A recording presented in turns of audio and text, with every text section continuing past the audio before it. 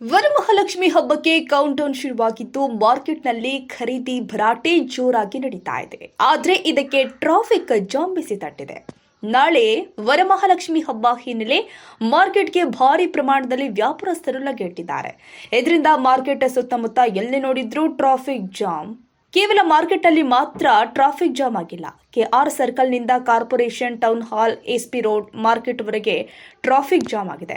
ಕೆಂಗೇರಿ ಕಡೆಯಿಂದ ಬರುವ ರಸ್ತೆಯು ಟ್ರಾಫಿಕ್ನಿಂದ ಕೂಡಿತ್ತು. ರಾತ್ರಿ ಮಳೆ ಬಂದಿತ್ತು. ಜಡಿ ಮಳೆ ಬೆಳಗಿನ ಜಾವ ಕೂಡ ಹಾಗೆ ಇತ್ತು. ಆದರೂ ಜನ ದೊಡ್ಡ ಸಂಖ್ಯೆಯಲ್ಲಿ ಮಾರ್ಕೆಟ್ಗೆ ಲಗ್ಗೆ ಇಟ್ಟಿದ್ದಾರೆ. ದೇವರಿಗೆ ಬೇಕಾದ ವಸ್ತುಗಳು, ಹೂವು, ಹಣ್ಣು, ತರಕಾರಿ, ಬಾಳೆ ಎಲೆ, ಬಾಳೆದಿಂಬು, ಸಿಹಿ ತಿನಿಸು ಹಾಗೂ ಕೆಲವು ವಸ್ತುಗಳನ್ನು ಖರೀದಿ ಮಾಡಲು ಜನ ಮುಗಿಬಿದ್ದಿದ್ದಾರೆ. ಇದರಿಂದ ಬೆಳ್ಳಂಬೆಳಗ್ಗೆ ಎಲ್ಲರಿಗೂ ಟ್ರಾಫಿಕ್ ಬಿಸಿ ತಟ್ಟಿದೆ.